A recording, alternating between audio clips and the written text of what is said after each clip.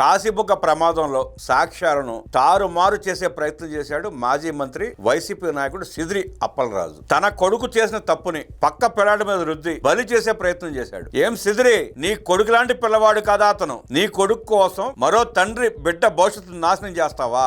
సిదిరి కొడుకుని కాపాడేందుకు వైసీపీ కొత్త కథలు ప్రచారాలు. సీసీటీవీలో కీలక ఆధారాలు దొరికిన తర్వాత బుక్ అయ్యాడు సిదిరి కొడుకు. సాక్ష్యాలను తారుమారు చేసి మరో ఇంటి బిడ్డను బలి చేసే ప్రయత్నం చేసిన సిదిరి అప్పలరాజు మీద కూడా కేసు పెట్టి లోపల వేయాలని చెప్పి డిమాండ్ చేస్తున్నారు కాశీబుగ్గ ప్రజలు. శ్రీకాకుళం జిల్లాలో కాశీబుగ్గలో జరిగిన రోడ్డు ప్రమాద ఘటనలో నిజాలను కప్పిపుచ్చేందుకు సాక్ష్యాలను తారుమారు చేసే ప్రయత్నాలు జరిగాయి. జగన్ రెడ్డి దగ్గర నుంచి ఆ వైసీపీ నాయకులు, ఆ పార్టీలో ఉన్న అందరికీ అదొక జబ్బు.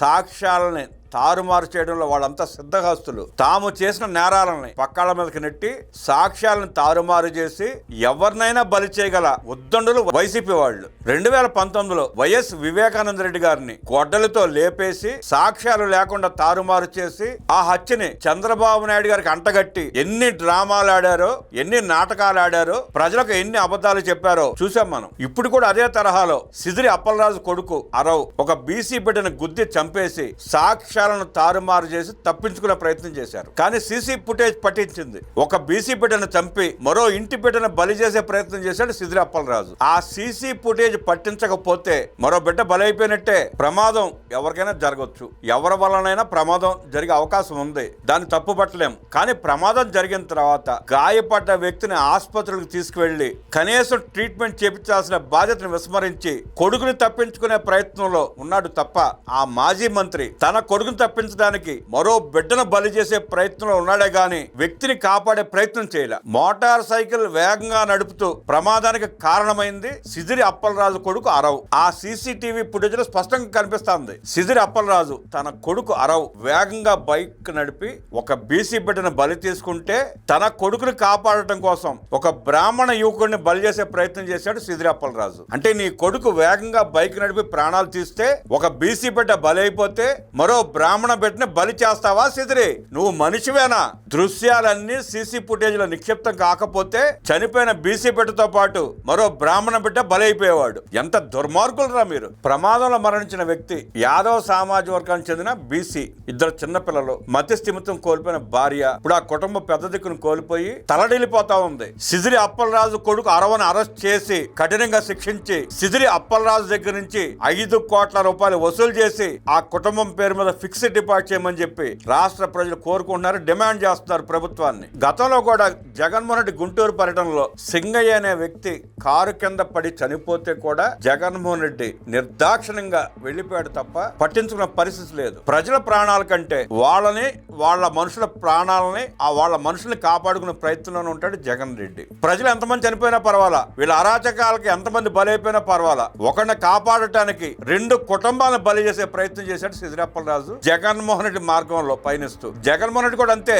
తన స్వార్థం కోసం 30,000 మంది చనిపోయినా పర్వాలా, 2 లక్షల మంది మంచాల పాలైనా పర్వాలా, 1,00,000 కోట్ల రూపాయలు దోచుకోవడానికి కల్తీ మద్యం తాగించి ఎంత దుర్మార్గంగా వ్యవహరించాడో చూసాం మనం. లక్షల మంది రక్తం తాగి కూడబెట్టుకున్న డబ్బు ఏం చేసుకుంటావు జగన్ రెడ్డి?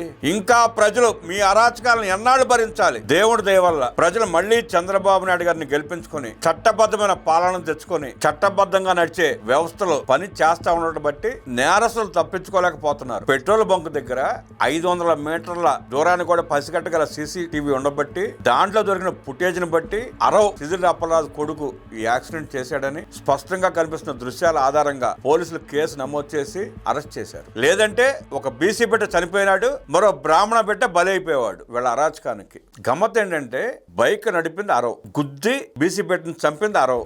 ఆ బైక్ మీద అతను ఒక్కడే ఉన్నాడు. సిద్ధార్థ్ అనే బ్రాహ్మణ యువకుడు బైక్ మీద లేడు. సీసీటీవీ ఫుటేజ్లు ఎక్కడ నమోదు కాలా, దొరకలా. కాకపోతే తన కొడుకుని తప్పించేందుకు సిద్ధార్థ్ అనే బ్రాహ్మణ యువకుడిని బలి చేసి బెదిరించి స్టేషన్ కి తీసుకొచ్చి అతను బలి చేసే ప్రయత్నం చేశాడు. దీన్ని బట్టి సిదిరి అప్పలరాజు ఎంత దుర్మార్గుడో, ఎంత వంచకుడో, ఎంత మోసకారో ప్రజలకు స్పష్టంగా అర్థమవుతా ఉంది. ప్రమాదం జరిగింది, ఆ బీసీ బిడ్డ తీవ్రంగా గాయపడ్డాడు. వెంటనే అంబులెన్స్ కు ఫోన్ చేసి పిలిపిస్తే ఆ వ్యక్తి బతికేవాడు. ఆ పని చేయకుండా తన కొడుకును కాపాడుకోవడానికి సిద్ధార్థను బలి చేయడానికి సమయాన్ని వృధా చేశాడు తప్ప అంబులెన్స్ కు ఫోన్ చేసి పిలిపించి హాస్పిటల్కి పంపించుంటే ఆ బీసీ బిడ్డ బ్రతికుండేవాడు. యాక్సిడెంట్ జరిగిన 20 నిమిషాల్లో హాస్పిటల్కి ఆ వ్యక్తిని తీసుకువెళ్ళినట్టయితే తప్పకుండా బ్రతికుండేవాడు. అది చేయకుండా వాడెవడో సచ్చాడులే, నాకేంటి, నా కొడుకుని కాపాడుకోవడం నాకు ముఖ్యమని దుర్మార్గంగా వ్యవహరించాడు సిద్రి అప్పలరాజు. వైఎస్ఆర్ కాంగ్రెస్ పార్టీ, జగన్మోహన్ రెడ్డి, ఆ పార్టీలో ఉన్న నాయకులు తమకు అవసరమైనప్పుడు ఎస్సీ, ఎస్టీ, బీసీ, మైనారిటీ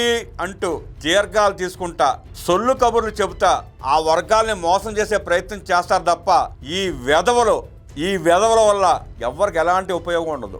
వాళ్ళ స్వార్థ ప్రయోజనాల కోసం కులాలుగా, మతాలుగా, ప్రాంతాలుగా విడగొట్టి రాజకీయ పబ్బం గడుపుకుంటూ రాష్ట్రాన్ని, ప్రజల్ని లూటీ చేయడమే వీళ్ళ పని. ఈ రాక్షసుల గుంపు నుండి, ఈ దొంగల ముఠా నుండి, ఈ దండుపాళ్యం బ్యాచ్ నుండి ప్రజలు ఎంత దూరంగా ఉంటే మీ భవిష్యత్తు, మీ కుటుంబాల భవిష్యత్తు, తద్వారా సమాజం భవిష్యత్తు అంత బాగుంటుంది. జగన్మోహన్ రెడ్డి పార్టీని ఇవాటికి అభిమానిస్తున్న కొందరైనా ఆలోచించండి, వాళ్ళు ఎంత దుర్మార్గులో చూడండి. జగన్ రెడ్డి తన సొంత బాబాయ్ వివేకాన్ని చంపిన వ్యక్తిని కాపాడటానికి ఎన్ని ప్రయత్నాలు చేశాడో, చేస్తున్నాడో చూస్తూనే ఉన్నాం.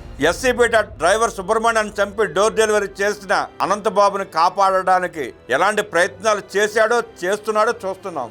సిద్రి అప్పలరాజు కూడా తన కొడుకు బలుపుకి బలైన బీసీ బిడ్డని రక్షించకుండా, హాస్పిటల్ కూడా పంపించకుండా మరో బ్రాహ్మణ బిడ్డని బలి చేయడం ఎంత దుర్మార్గమో వాళ్ళ మనస్తత్వం తేటతలం చేస్తూ ఉంది. గమనించండి, మారండి, మీ భవిష్యత్తును మార్చుకోండి, మీ కుటుంబ భవిష్యత్తును మార్చుకోండి, సమాజానికి ఉపయోగపడండి. దొంగల ముఠాకి కాదు,